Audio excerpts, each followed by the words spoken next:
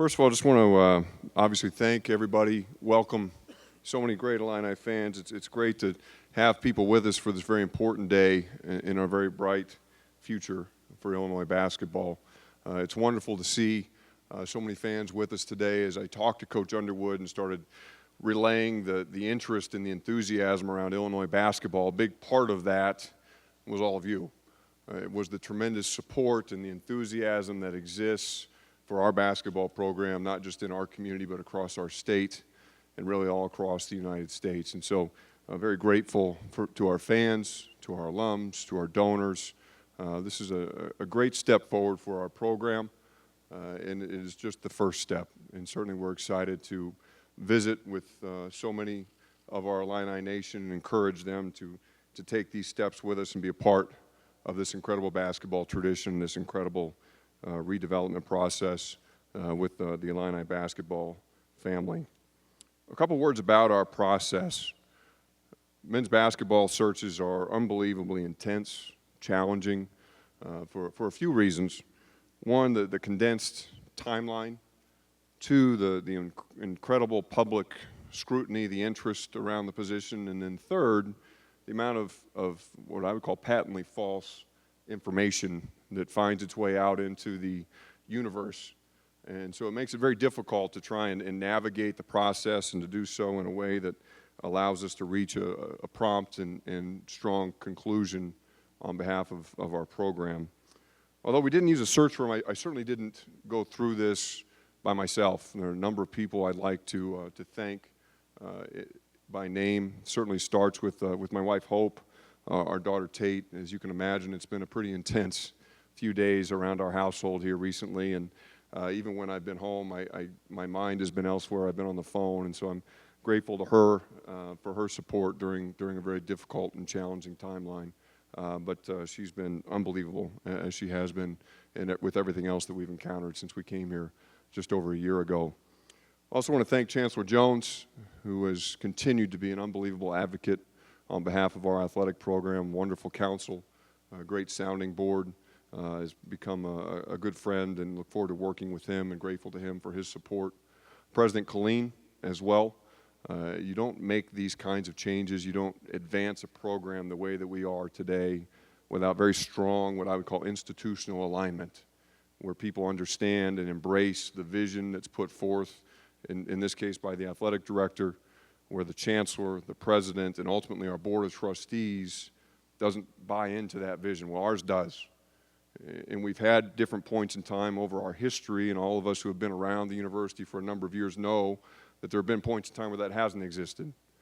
So we need to be grateful for it when we have it, and we have it right now. Chancellor Jones, President Colleen, our board of trustees, they all understand the value of a strong intercollegiate athletic program here at the University of Illinois.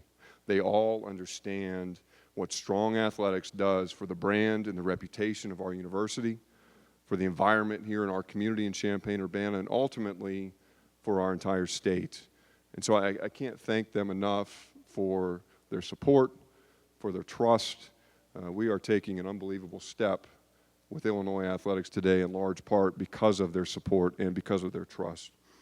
That alignment was never on more display than our use of the search waiver to facilitate this process. It was certainly something that we knew could become a possibility. We didn't know if it would become necessary.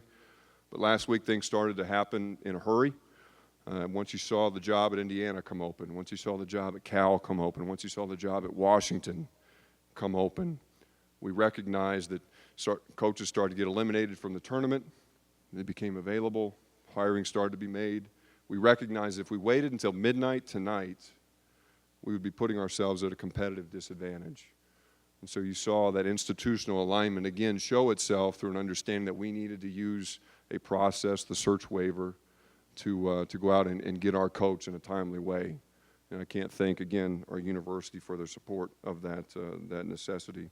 A number of people on our staff, certainly Warren Hood, Paul Kowalczyk, and many other staff members have all been involved in this process at different points in time, and can't thank them enough. We had a successful process here, I think, for three primary reasons. Number one is it was comprehensive. Number two, it was confidential. and number 3, it was fast. And in the men's basketball environment, those 3 things are absolutely crucial to navigating a successful search process. Talk a little bit about the process in particular. You start with a list.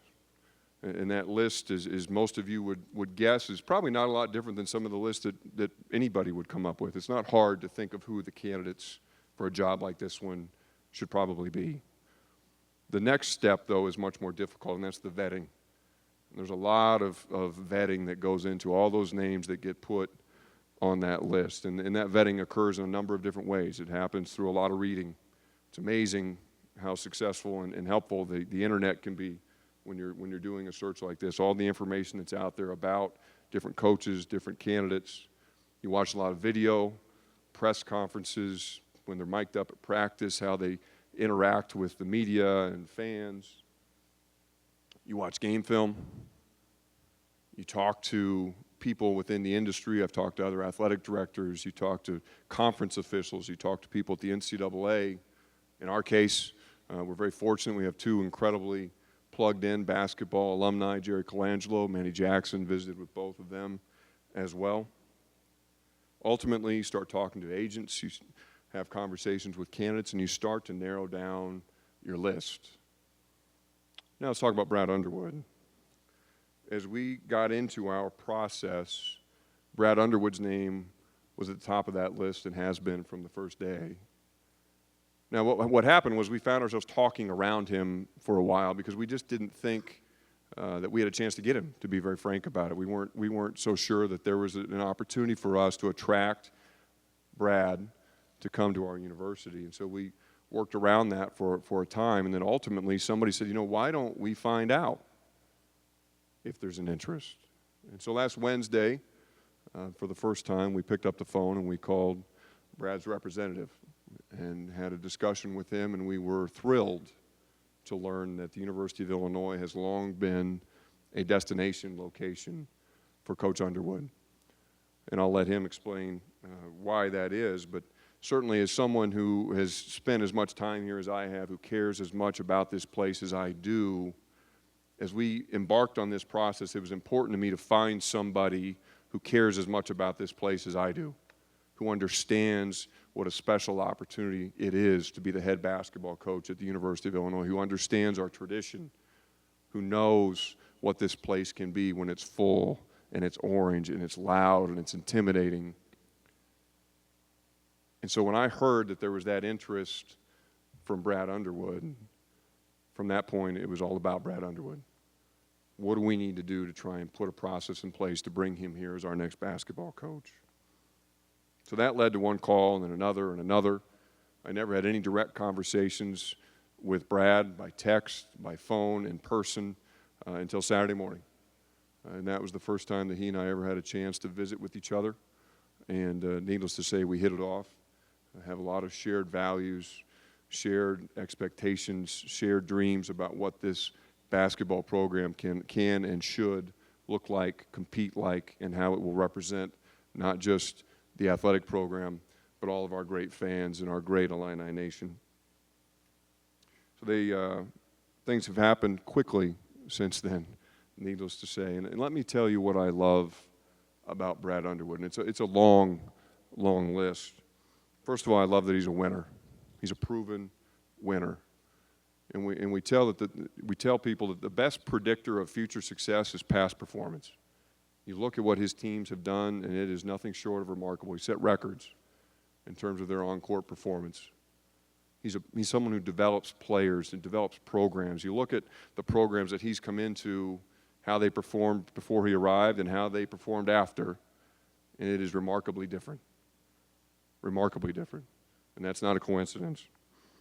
I've talked at length since I came on board here 13 months ago that University of Illinois and Fighting Illini athletics, we need to hone in on our identity.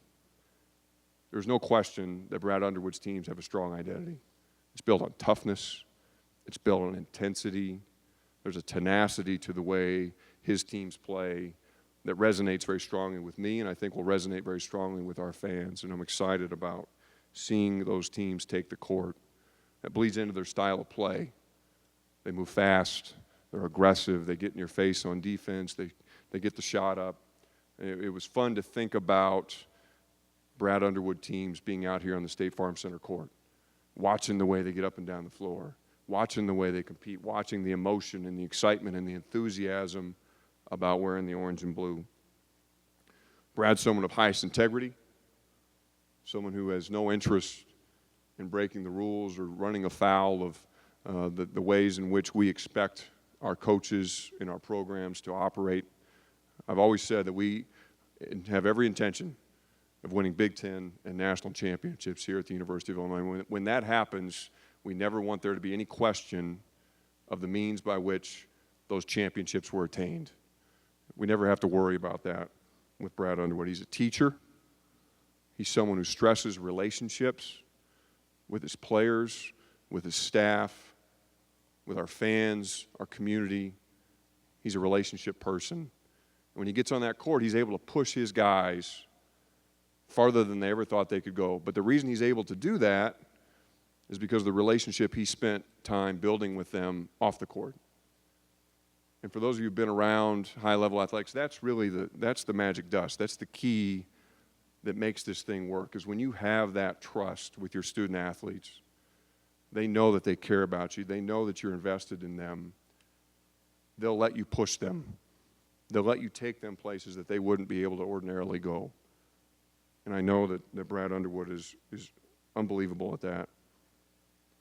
And the last thing, and certainly not the least important, is he cares a lot about the University of Illinois, and he wants to be here. We want people who want to be a part of the Fighting Illini family, who, as I said earlier, who understand and embrace the great tradition, the great opportunity that we have in Illinois basketball and in Fighting Illini athletics. This place is special, and we want people here who understand how special it is. And we found one of those people in Brad Underwood.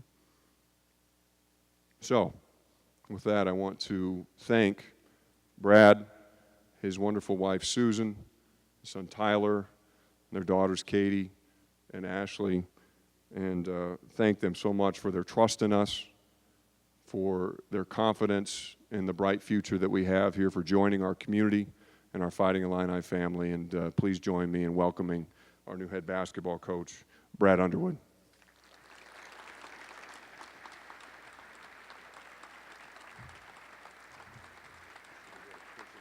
Let's do a picture with that coach.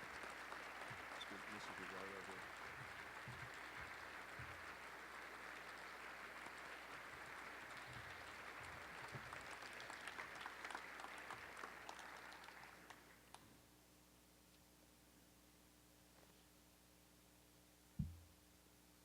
Now I have to lower it.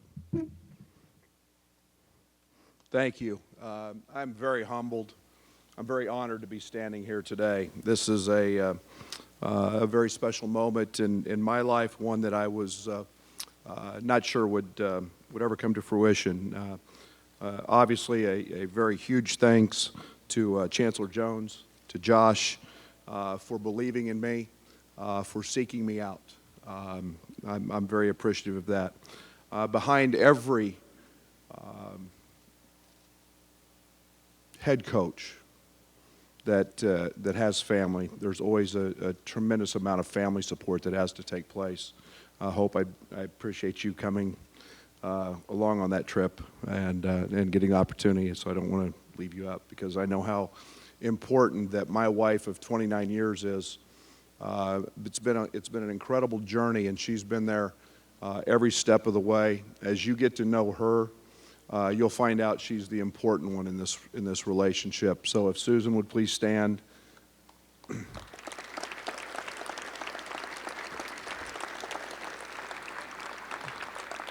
My son, who will be making his transfer to the University of Illinois, Tyler. Tyler was a redshirt freshman with us at Oklahoma State, and will be making the transfer as well. Tyler, please stand.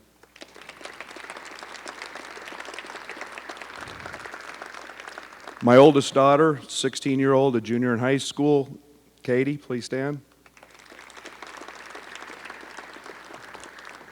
And my youngest, who is a freshman in high school, Ashley.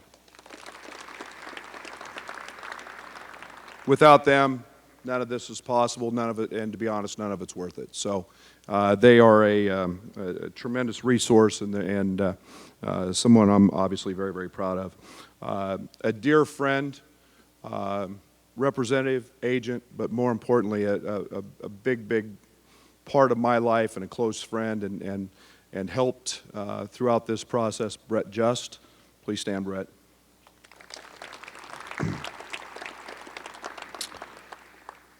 I would be remiss if I did not thank a great group of people at Oklahoma State University. It's a wonderful institution. I leave there with my head held high. They're going to get a terrific basketball coach there. That program is going to continue to move forward, and I thoroughly enjoyed my year there and wish them nothing but continued success, which that program will continue to have. As Josh mentioned, the process was one that it happened very quickly. It's been a whirlwind. And I have a policy that I don't talk to anybody until my season's over, and that's in fairness to our players, the institution that I'm at, and never thought I would leave Oklahoma State. And then I have a conversation with Brett after we get beat by Michigan by 1, and I'm not in a very good mood. And 1-point losses, I'm back-to-back years with 1-point losses in the NCAA tournament. Those are tough. But, mentions the University of Illinois and a couple other schools had reached out and been pursuing. And for me, it was no decision.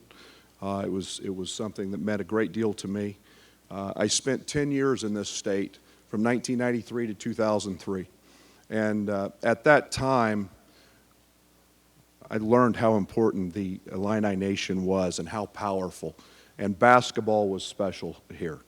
And Coach Henson, who I did have a conversation with yesterday, he's been a guy who's reached out to me throughout the course of last season. And I look forward to him coming back in April so we can get together and sit down and visit. And he's been a tremendous resource, and I truly appreciate that. But he had retired. I knew of his success. Then Lon Kruger, Bill Self. We came in here and took a few whoopings in here when I was at Western with those guys coaching. But every young person in this state that played basketball grew up wanting to be a part of this. And it was I thought I was from a basketball state. I really did, in Kansas, where I grew up. Nothing like this. This is the best high school basketball in the country. It's got great coaches. It's got great talent. And the fan support and the community support was something that just made a huge impact on me. And to go to a high school game on Tuesday and Friday night and see town shut down and everybody there. At the time I came here to state tournaments, and to see this arena packed made a huge impact. And then to actually come in here as an opponent and have to play made it tremendous memories for me, and those were memories that never left. I've felt this is an elite program. As Josh and I visited, that resonated with me, and I use the term a lot, and you'll hear me. I dream big. It's a cliche that obviously I didn't come up with, but I do. I dream big, and I dream bigger. And winning national championship is something that can happen here. And I want to be a part of that, and I want to help lead this program to that. And when your director of athletics has that same vision, that was important for me. And when you're at an elite program in an elite conference like the Big Ten, and obviously they're having a tremendous NCAA tournament, all things are possible. And that's something that I was drawn to. The only thing that I'm going to say is it's not just about me. It's all about you. We have to do this together, and it's boosters, it's supporters of the program, it's the Orange Crush. Things happen together. And I think the one thing that excites me is when this arena's full, it's one of the greatest home courts ever. It's impactful. I look forward to reaching out and getting to know all of the supporters. I look forward to getting out and hanging out with the Orange Crush and getting to know them. That makes it special when it happens together. And I really look forward to that. I have a couple things philosophically. There's a commitment to winning. And I use this phrase a lot: losing's not an option. And I want our players to believe that. I look forward to building those relationships with our players. I've had one very short conversation with them. I've had a very brief conversation with Jamal. In all fairness, this is about them right now. They're still playing. They're privileged to still have an opportunity to continue to go win games. And I don't want to be a distraction for them at this time.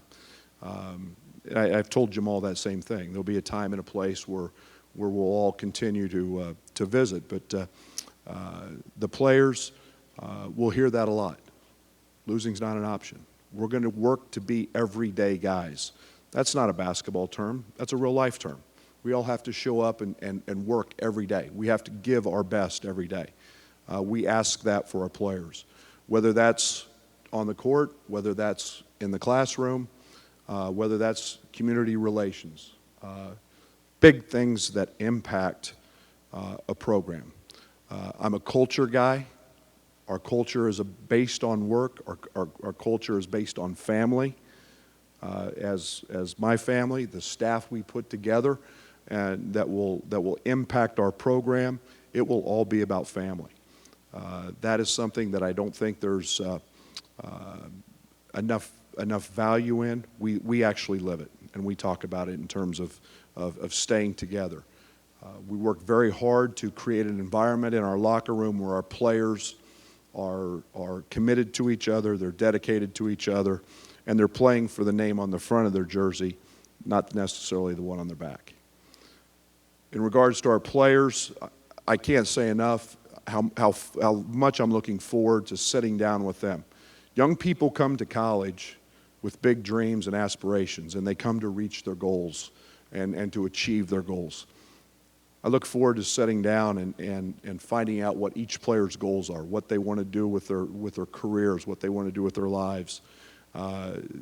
Then we have a base. We can sit down and we can help them achieve those goals. We do it through hard work, as I mentioned. We do it through dedication. I think that will happen. I think you'll see that on the court. The one thing that our teams, I can't tell you we're going to win games. That's so hard to control. Winning is hard. The one thing I can tell you is you will all be proud of what goes on out there. We're going to play hard. We're going to play the right way. We're going to play for each other.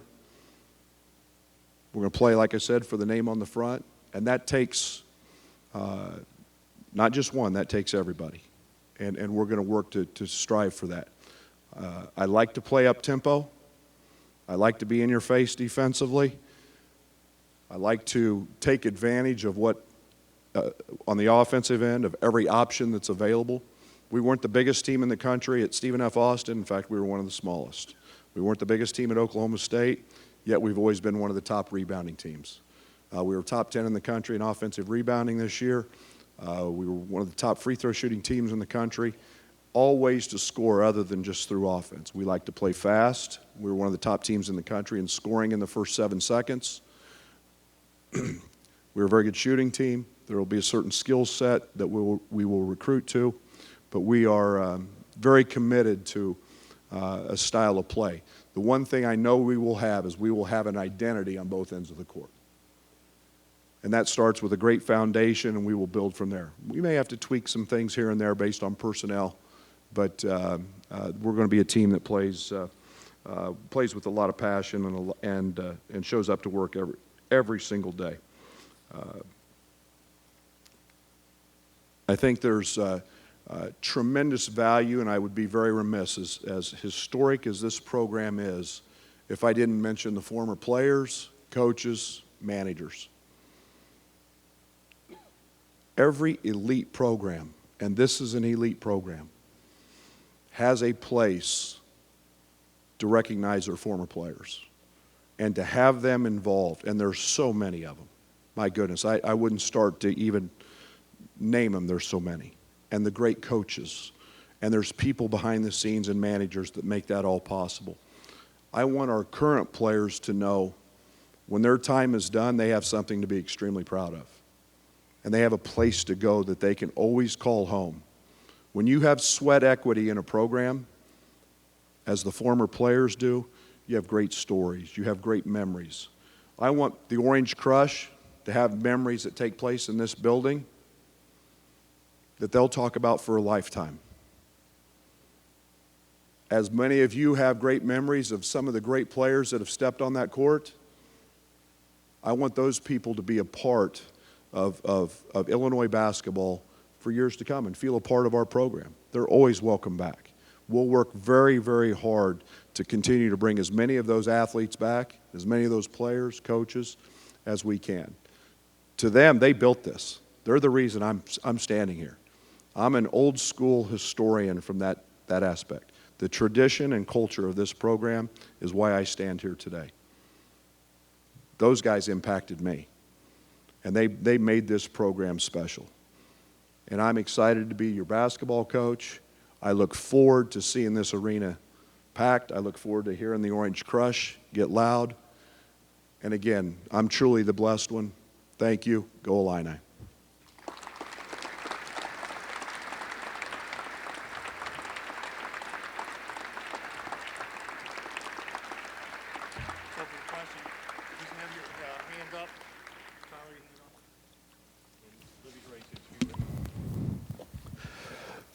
Brad, Jeremy Warner, Scout.com. I guess I got to be the first one to welcome.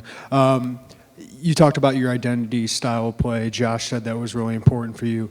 How did that evolve? How did you get to your style and identity? Well, I was such a bad defender as a player that I figured I better emphasize the defensive end when I became a coach. Now, I've been very blessed. I've been around a lot of very good coaches, playing for Jack Hartman, obviously a stint with Bob Huggins and Frank Martin, Jim Kerwin I spent 10 years with at Western Illinois, all had distinctive styles. They fit my personality. And even back when I was a junior college coach, I played an aggressive style on the defensive end. And I liked the thought of not allowing teams to do what they practice every single day. If I can take them out of it, I think I can beat them. Analytics play a big part of what we do on the offensive end. The game is changing. None more evident than our Michigan game. We out-rebound Michigan by 20. We shoot 55%. In old-term basketball, that was a win. And I think we had 9 turnovers. In today's game, that was a lot. And what day did we play? The other day we lost. Game's changing a little bit. So analytics and all that play into it. The scouting's so good. The other coaches are so good. But I've taken a lot of what I've learned from different people, to make a long, short answer, and tried to make it fit my personality. Hey, go over here. Yes. Hi, Paul M. Banks, thesportsbank.net. You alluded to the elite level of talent within the state. How much of recruiting the state, especially Chicago and the Chicagoland area, will be a priority? Well, there's no question that this state produces a lot of elite talent. And we're the University of Illinois. And Chicago, downstate, wherever. We want the best players in this state to come to this university. So we're going to do everything we can to recruit those players. So keeping players at home is a vital part of any program success. But here, we have a plethora of good players, and keeping them here is very, very important to us. Hi, Coach. Welcome. I'm Thank you. Mark Tupper from Decatur. My question's a little bit to do with Jeremy's question. You've worked for guys we're going to get to continue to see in the tournament here as we go along, it looks like. When I think about West Virginia and South Carolina, I think about teams that other people don't want to play. They're uncomfortable playing those guys. Is that something that you try to bring to your teams as well? Well, I think Coach K said it best about Frank's game last night at halftime. He said that's the best defensive team we've seen all year. And there's a sense of toughness that scares people, to be quite honest. I think it comes from a commitment by the head coach to work on that end and to emphasize that. I was extremely happy for Frank. That's a 6-year process in terms of a rebuild that he's gone through there, and to get to the Sweet 16. Hugs is a Hall of Fame coach, and his teams are physical, and it's a big part of what we do in terms of getting our athletes in the weight room, helping them become the best athletes they can be. And you'll lay a foundation, we'll lay a foundation, and we'll do everything we can to become that as quickly as we can. Julio Alceos, SportsTownChicago.com. During your time at Western Illinois, what did you learn about basketball in the state of Illinois in terms of the players, the passion from campuses and the audience? But secondarily, in terms of recruiting in the state, how important is to rebuild a relationship through the coaching ranks, going to tournaments, not just in Chicago, but across the state? It's huge. The coaching business is nothing more than relationships. And I'm very fortunate. I've been in it 30 years now. So I've been able to develop a lot of relationships. And even when I was not in the state was always a part of our recruiting process. And the passion you mentioned, that's important. The way I like to recruit, I'll be honest, you all may care sometimes if they're 4-star, 5-star, I don't. You know, recruiting to me is like beauty. It's in the eye of the beholder. And it's about putting pieces to a puzzle together. And the identity that you create and the passion. The other thing is we always recruit here because of how well these young men are coached. There's tremendous high school coaching here. That doesn't happen everywhere. You take it for granted because you're here. Believe me, it doesn't happen everywhere. And so when you can get young people that are prepared and have been through the rigors of being coached and taught the fundamentals, that's pretty important to me.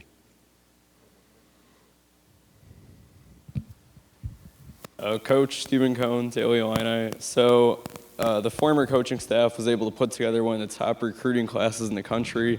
What's your plan going forward to talk to them and try to get them to stay here committing to the university? Well, that's an ongoing process, and we've reached out to each and every one of them, and we've made contact.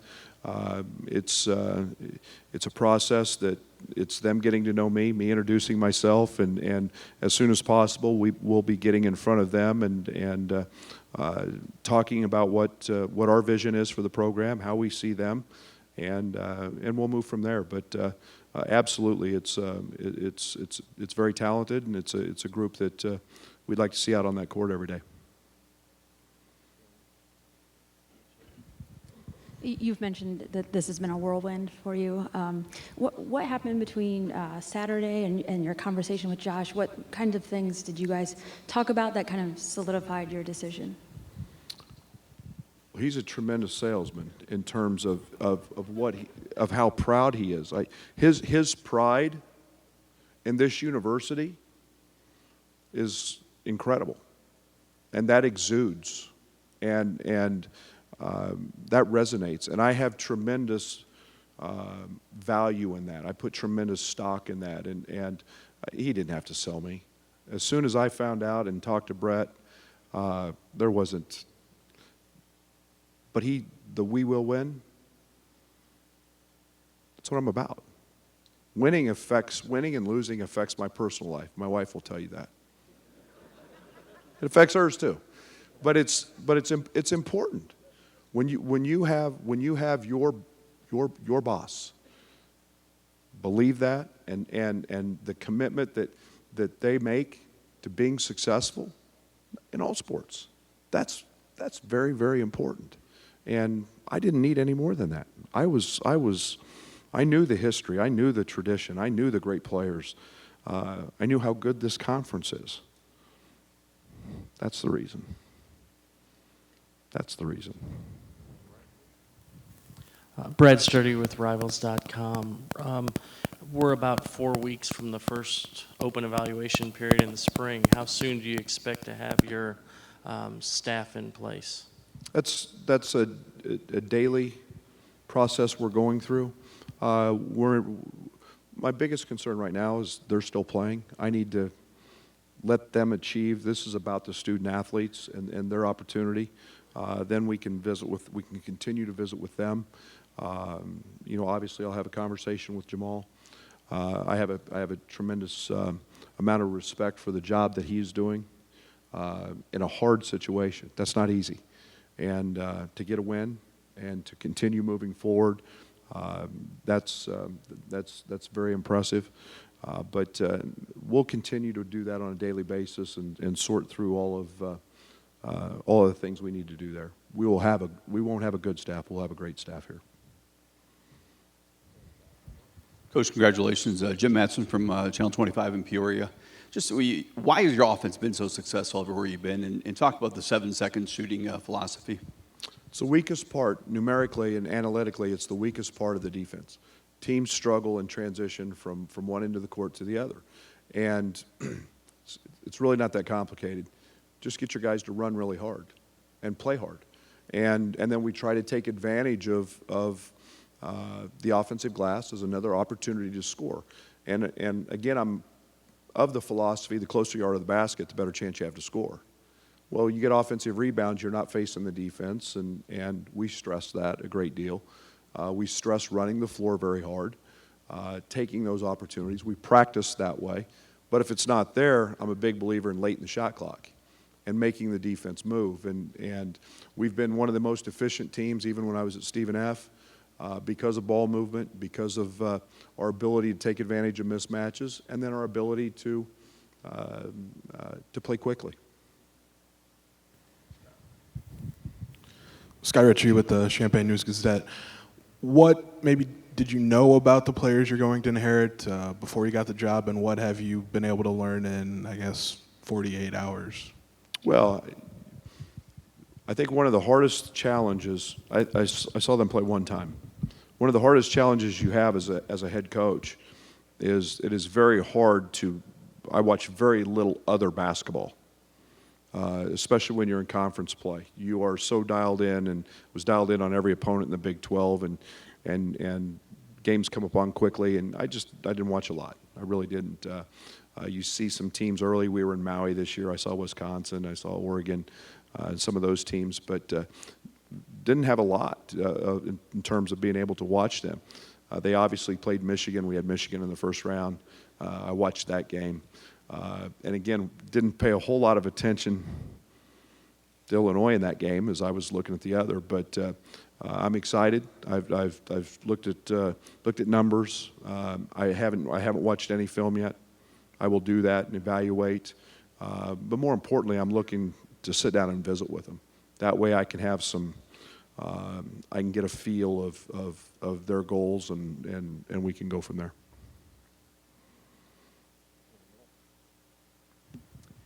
Hey, Brad Baird's WCI here, Champaign. We had said that this was been a dream for you, or at least that's what it sounded like. Did you envision yourself being here at some point in your career? Has this been something you've been looking forward to, or did you set out all along to say, hey, I want to be the Illinois men's basketball coach? Well, my wife told my son he'd always go to school here, and that's the truth. His first jersey was a Brian Cook jersey, and so it was impactful that way. I think the timing of this was maybe very unique. Like I said earlier, I didn't know I would ever leave Stillwater. Wonderful place, but you hope, in the back of your mind. But you're never. I guess in coaching, sometimes the unexpected is happens, and this was truly the case. And like I said, I'm truly blessed because this is a place that I have tremendous value in. Hey, Coach, Gordon White from WA&D. There's at least one player here that's going to be on your team that I know of. What's his skill set and what's your relationship like professionally and once you guys go home? Wow, is that a loaded question? If I don't get this right, I have to deal with his mother. Tyler was a redshirt freshman for us. He right at the end of his high school career tore his ACL, and he's a combo guard, can play both. He's very heady. He's very cerebral. He's a very, very good shooter. Best thing he does is pass. The most important thing for him is the weight room. He got his mother's body, thank goodness, and not mine. But he's actually a junior academically, and in a fabulous spot. A wonderful young man, and a future coach. So I'm truly the blessed one in this relationship. He gets it every day in practice, but every single day in practice, I get to go see my son, and that's doesn't happen very often. That's very special, and it's sure not something I take for granted.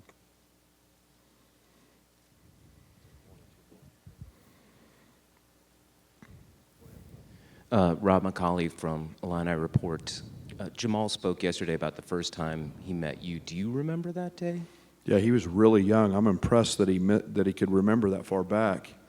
Yeah, Jamal was from Wichita, Kansas, and he was a very, very good player. And at the time, I was a junior college coach in Kansas, and we had rules and limitations in the junior college ranks in Kansas. We had to have so many in-state players, and he was one of the better ones. And so I was actively involved in watching his games. His team was very, very good and had a bunch of players. So I don't know, he might have been 15, 16. He was pretty young. So, but yeah, and then I've as we all do in the coaching fraternity, we bump into each other on the road, and always. I probably didn't do a very good job recruiting him because I didn't get him, but he went on to a tremendous career and has turned into a tremendous basketball coach. Can I ask about the Dodge City stint that you had? Because you basically were 500 there versus SFA where you barely lost at all. So what did you learn about winning or developing teams between those two? Well, what were the circumstances behind all that? Well, completely different jobs, I think, in terms of, I'll say this. I was 24 years old when I got the job, and you think you know something then, and you realize you don't. And I think you get better, and we had very good players. I think the one thing I had to do there was prove that we could recruit, and we did that. At that time, junior college basketball was very, very good. It was special. Every team had 3-4 high major players on it, and I think I grew as a coach. I grew as a person that understood what was important. I identified more with character and the important things. Sometimes those weren't the qualities that you could get at the junior college level, but and then at Stephen F. It was a very, very good job. They had a tradition of success. That culture helped. And then you coach good players. You coach a Thomas Walkup. You coach a Jacob Parker, who became league MVPs. You recruit young men. We started a freshman every year. But we developed a culture, and I think that's the biggest thing that you don't do at the junior college level. You don't have enough time. You may only have some of those guys a year, whereas you establish a culture in a 4-year program.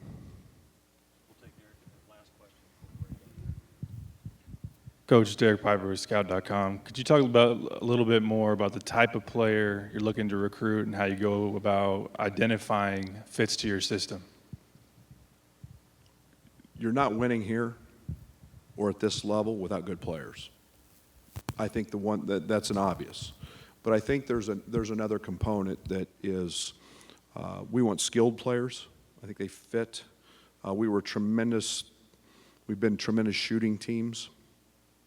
I think you have to put the ball in the basket to win. And I think there's a certain level of athleticism, but I do think that character wins. And I do think basketball IQ wins. In this state, you got great coaches, so you get a basketball IQ level that can be better than most.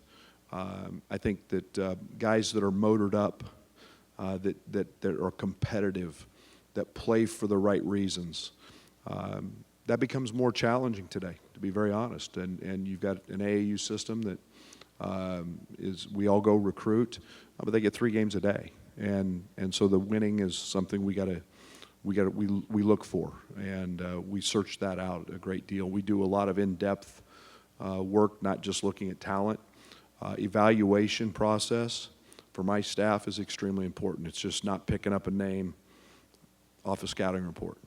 And we're going to see them, and we're going to make sure that they fit the piece to the puzzle that we're looking for at that particular position.